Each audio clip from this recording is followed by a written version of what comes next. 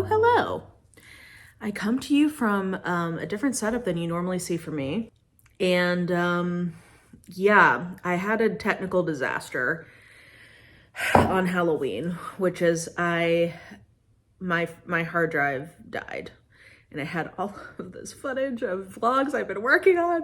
So I'm taking it in to see if they can salvage anything for me, because all of my at-home tricks did nothing.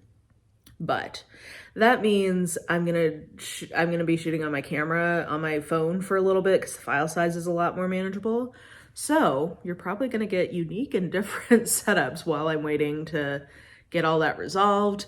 And oh God, I was about to hit export on a video and I was halfway through editing a different video and those are just gone. I'm bereft. But we gotta just let it go. We gotta move on.org. Okay, so this is my reading check-in for the months of September and October, because in September I only read 4 books. And then in October, I knew I was wanting to do a writing challenge, which I did, the Chaos Demon Writing Challenge, that Jess Owens and the Nerdy Nurse Reads channels were hosting. That was really helpful to me to get some major progress on my whip. Separate stuff. Bless my patrons' hearts. They have to listen to me struggle through this.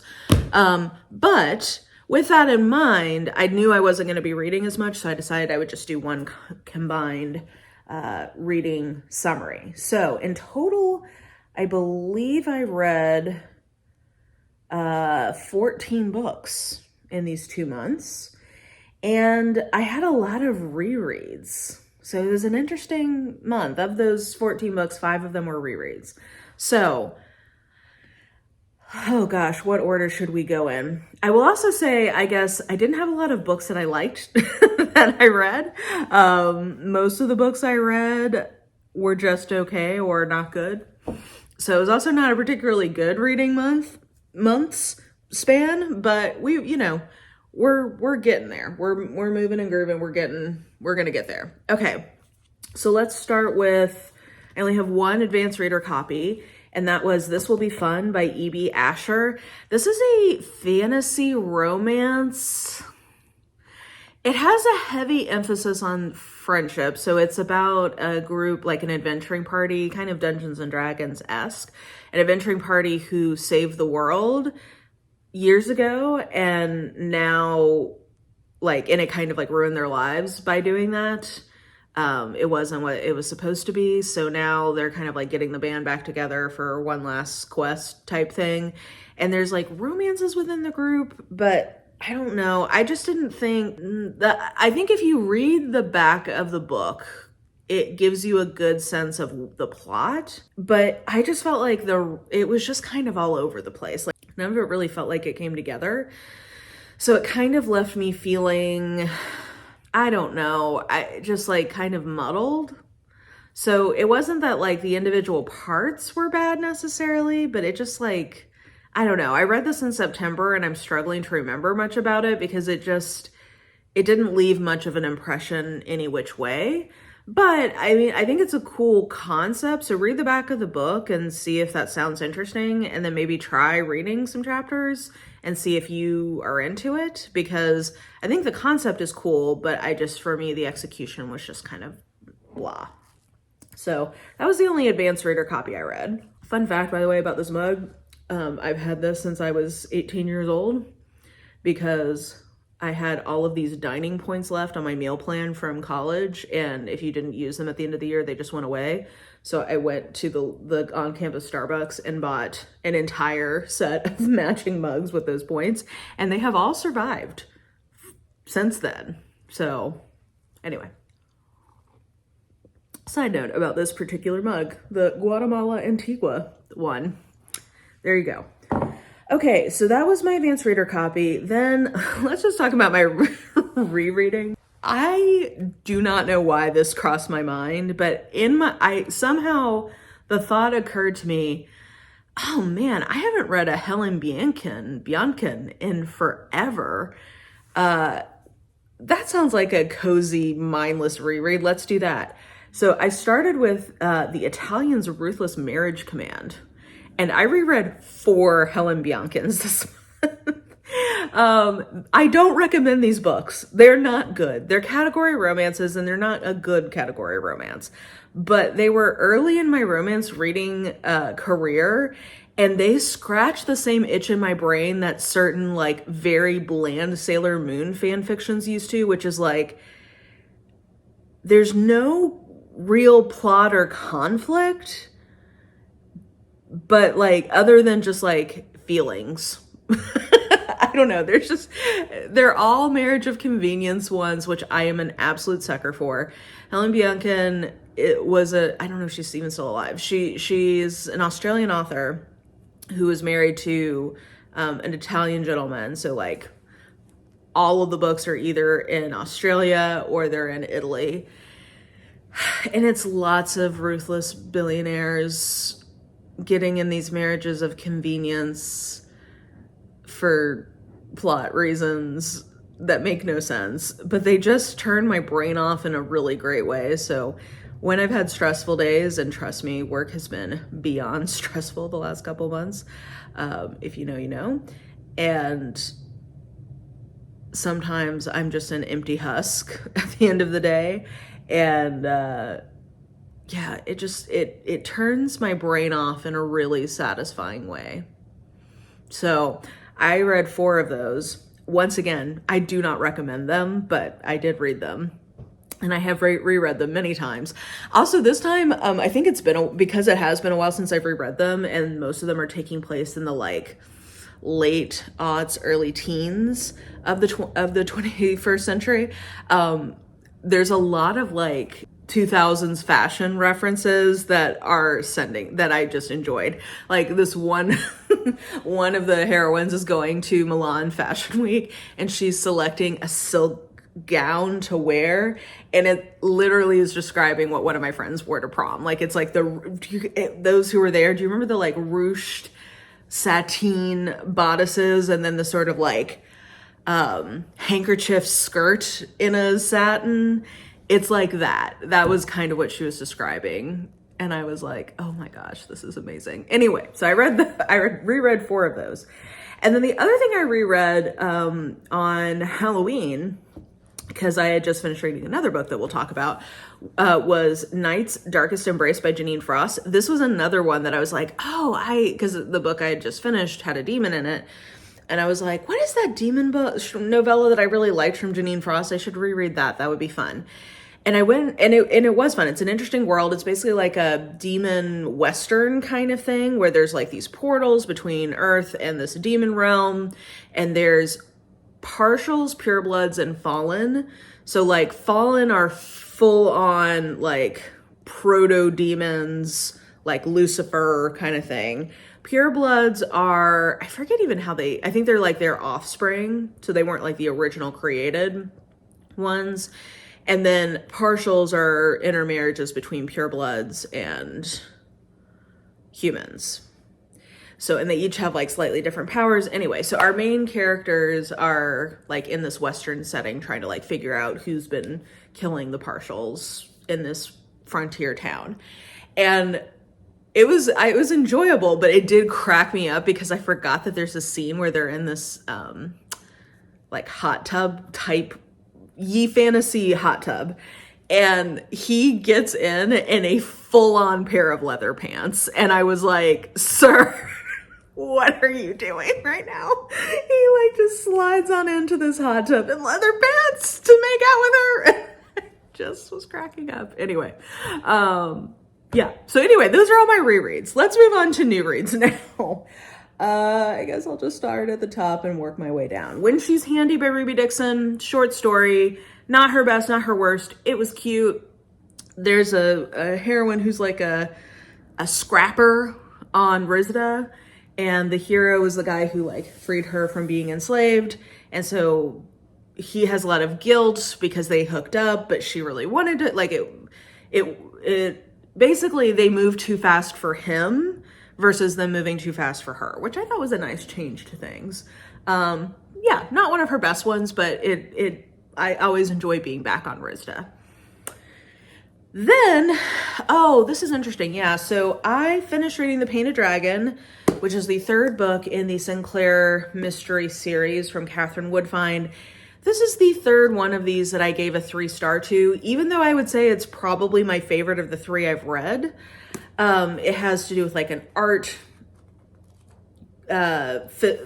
forgery thief kind of thing. And I liked that, but it just made me realize I never give these more than a 3-star, and I don't really love them that much. So I'm just not even going to read the last one. I'm DNFing the series, basically. These are perfectly fine middle grade mysteries. I would recommend them to their intended audience. For me as an adult reader, these haven't ended up being, you know, that, like, they're not cozy enough. The mysteries aren't like cute enough. They just don't have anything for me as an adult reader. But I would recommend this for, you know, late elementary to middle school readers who are interested in a historical mystery. Just personally didn't connect with me. The one that I would say I did really like is from Y.S. Lee. Now granted, that one's a YA versus a middle grade, but that is a historical mystery. The first one's A Spy in the House, and that I would recommend to adult readers. But yeah, anyway. Nothing against this, it just didn't end up being great for me. I DNF'd Jar of Hearts by Jennifer Hillier because it just had too much assault in it straight out the gate, and the trope set is just not for me. It's like this woman starts the book by like being on the stand and for this like cold case that's finally going to trial, and in it comes out that she's like complicit in some way, and so she's arrested, she's in jail, there is assault on page, and it just is really dark. Not my favorite trope set, just not for me. So there's that. Oh, the other thing I DNF because I just did not like the writing and it looked like it was going to be a domestic suspense is The Long Weekend by Jilly McMahon. The writing is very like staccato, and I thought this was going to be read more like an isolated close circle mystery, but in the first few chapters, it's reading much more like a domestic suspense, which is a little hit or miss for me. So not my favorite genre, plus not getting on with the writing equals a DNF. This is from my era where I was not reading a chapter before I bought. So another example of why I need to make sure I do that. What else? Okay, I'll try to save the ones that I liked best for the end, so we can end on a high note. The book club pick for Blades and Bodice Ripper book club for October was The Luminous Dead by Caitlin Starling. We actually had a really good conversation about this, so I'd recommend you go check out the live stream on Bethany's channel if you're interested in my full thoughts. I ended up giving this 2 stars because I just felt like it was really repetitive, and the character, it's supposed to be an adult book, but the character relationship reads so YA. It's like enemies to lovers, but it's as if it's like Stockholm syndrome. It's like if you were in the Saw movie and you fell in love with Jigsaw, that to me is the relationship. And I was like, I don't think the book is treating this like this is horrifying, but this is horrifying. So, and also because it was sort of like, it's the setup is that this person is a like cave diver, but not that experienced. She lies to get this gig, and the gig ends up kind of not being what it's supposed to be, and she's falling in love with the person who she has like a handler basically on the outside who can control her suit that's keeping her alive, and they're like falling in love. It's sci-fi horror, and I thought that the atmosphere of like claustrophobia of these creepy caves was really good. The writing was fine. I just think the characters and plot did not work for me. So yeah, not great for me, but it was good for discussion. So I appreciate it in that sense. And then what else do I got left to tell you about? Oh, okay. We're entering the, oh, actually, you know what? Let me go grab one other. I just realized I didn't grab one of the books. A Witch's Guide to Fake Dating a Demon by Sarah Hawley. This is one that I wanted to read in October because I wanted to read some spooky, seasonally appropriate things, which you'll see a couple more of here in the like better, we're rounding the bend. We're like counting up basically to the best thing I read. So this I liked but didn't love. I would give this like 3.5 stars. This is a witch who ends up accidentally summoning a demon. She's like a kind of like a plant mage type witch, and she has a really difficult relationship with her family. So he can't leave until they make a bargain for her soul. She doesn't want to do that, but also there's this man in her house. So they end up fake dating and falling in love and, you know, doing all the things. They definitely go to Pound Town in this one. If you're looking for something that is cozy romance, but is, you know, still a little smutty, this hits the bill there. I would say I didn't love this the way that I've seen some other people really loving it, because the humor didn't fully connect for me, but I really enjoyed this. This was like a really nice, light, rom-com-y speculative romance thing. I think it was a little long. Maybe that's part of what is holding me back from loving it. I will say the fact that this character's name is Muriel Spark, I find delightful because I like the author Muriel Spark, as a side note. But yeah, so if you're looking for something that's sort of light, fun, cozy-ish romantasy, or like urban romance, what am I trying to say, guys? Urban fantasy romance, paranormal romance. There you go. That's where, oh man, that was a jumbling of genres in my head. Paranormal romance that's cozy and smutty. I think that this is a good example of that. I didn't love it. I don't know that I would read more in the series. It didn't connect with me on that level. But I thought it was good. I would say the series that this reminds me of what it's trying to do is the Go Hex Yourself duology from Jessica Clare. Same kind of vibe, but Jessica Clare, the humor in that one works for me more than this did. So that's why I liked that so much more. So it's just sort of like a taste your mileage may vary kind of thing. But I am glad that I got to read this in October because it felt appropriate for the season. Okay, so the other 3.5 star I had that I would say I liked better than that one is Lost Among the Living by Simone St. James. This I thought was going to be, it's kind of interesting genre-wise. These older I'm trying to read all of Simone St. James's backlog, and I think I only have one more I need to read. But these older ones from her are interesting in terms of their genre because they're kind of paranormal mysteries. They're kind of paranormal historical fiction. And this one I would say reads more historical fiction than like thriller or suspense. There is a core mystery to this, which is our main character's husband died in World War I. She's sort of like the poor paid companion of his family, of his aunt. And the aunt takes her to the family home, and something happened to the aunt's daughter, her ex-husband, or not her ex, her dead husband's cousin. And it's like, ooh, spooky ghost. And she's trying to figure out what happened there. Also, nobody knows what happened to her husband. He like went missing in action. So like what happened to the husband? Yeah, that's kind of the plot engine, but it reads mostly to me like historical paranormal fiction. And so it's probably my least favorite of her books, but even my least favorite of her books is still very readable and enjoyable. I had a good time with this. There's some, we have like flashbacks to how she and the husband got together. There's a little bit of insta love there that I don't love in a non-speculative context, but I don't know. I just really like Simone St. James's writing. I like the way she does paranormal stuff because it's lightly spooky. It's in the same vein as Hester Fox. I should see if Hester Fox has had books out recently where it's like somewhat, you get some of the atmospheric elements of having spooky books, but they're not as scary. So if you're sort of a scaredy cat, these are good, I think, entry points into paranormal elements in a book.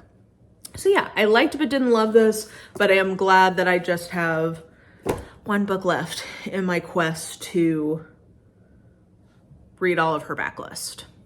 Okay, so then the 4-star, this is my best like full adult book that I've read in the last couple months, and it's a weak 4-star, but I will say Kill Creek by Scott Thomas is one of the better haunted house horror books I've read. I really like the haunted house element of this. It is about, there's kind of like a dual timeline, which, you know, I don't always love, but like in this case, it works.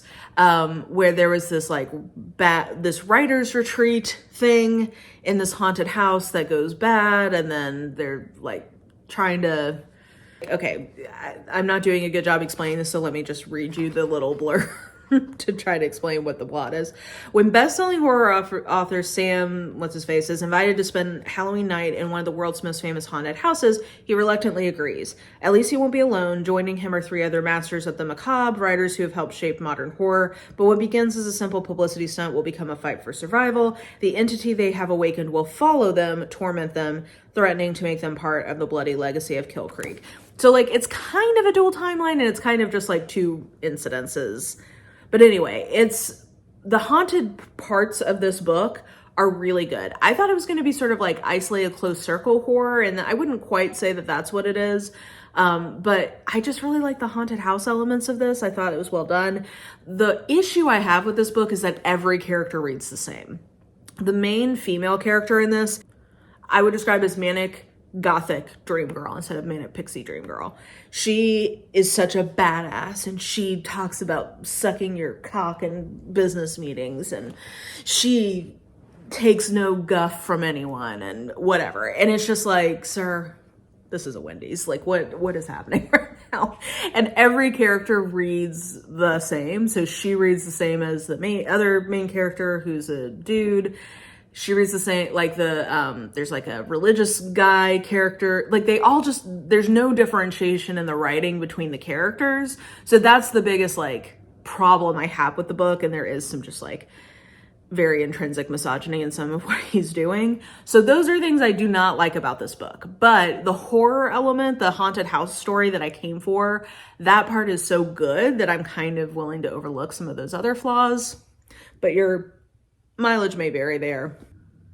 Oh yeah, sorry, I'm flipping through this to remind myself of some of the, yeah, there's the scary things in here I thought were really effective. Like they genuinely scared me.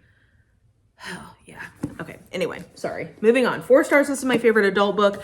My favorite children's book, or my favorite thing I read, and I guess I'll say this is 4.5 stars. I don't really feel like I'm in a position to rate this kind of picture book offering very well because I'm just not a big reader of picture books, but I loved this. And this, I don't know. I just needed this when I read it. It's called A Map for Philistine, and it's about this little girl who is Palestinian, and at school, everybody's supposed to be showing where they come from on this map, like where their families are from, and she can't find hers. And her teacher says it doesn't exist. And so it's about her family talking about how it does exist and like showing her the places. And the story is very sweet. Like she's got her grandpa. Oh, I love him. But I also loved the artwork. It kind of reminds me of Mary Blair, like the Disney artist from back in the day who did It's a Small World and some other things. It's just sort of a beautiful, it's very simple, but I really love the colors and the line work and sort of the like intentionally drawn style of it. Just think it's so beautiful. So I just thought this is a beautiful story about like family and not forgetting where you came from and inclusion, and it just was lovely. It's what I needed, and it's beautiful. I would recommend this. Like I said, I feel like I'm not really the best person to give to really rate something of this nature. I would leave that to Ashley of Bookish Realm. I would much listen to her. Don't listen to me about these things. But for me, this was great and what I needed in the moment, and definitely the best thing I read. Like honestly, this is even like a weak 4 star. this was the best thing I read in the last couple months. A lot of fine books and a lot of not great books. So yeah, I am in the middle of a book right now that I think is going to be well rated, but I haven't finished it yet, so that doesn't count. And I am excited now that the writing challenge is over to refocus on reading. I am more in the mood to read than I have been in a while, so I am excited to get back into that. I also just had a pre-order show up that I'm very excited about, which is The Firelight Apprentice by Brie Paulson, because I loved Garlic and the Witch, or Garlic and the Vampire, so much earlier this year, so I'm excited for that. Anyway, rambling. Let me go finish my coffee and start editing this. But yeah, those were the last couple of months of reading for me, and hopefully if I can find the footage, I'm hoping I did not delete them from my SD cards. I don't think I did. If I can find the footage, I'm going to start re-editing a vlog I was working on, a reading vlog. And I know you guys like those. I like making them, so I'm hoping I can get that up for you guys soon. Fingers crossed. And yeah. How have your last couple months of reading gone? Have you guys read anything good for October season? Did you read anything particularly scary, particularly cozy maybe, because it's the fall here in the Northern Hemisphere? Let me know what you guys have been reading. Let me know what you thought about any of the books that I read, if you have read them as well. And yeah, I think that will do it for me. So hit the bell if you want to know when I post. And I hope you just have an absolutely lovely day today. And we'll talk soon.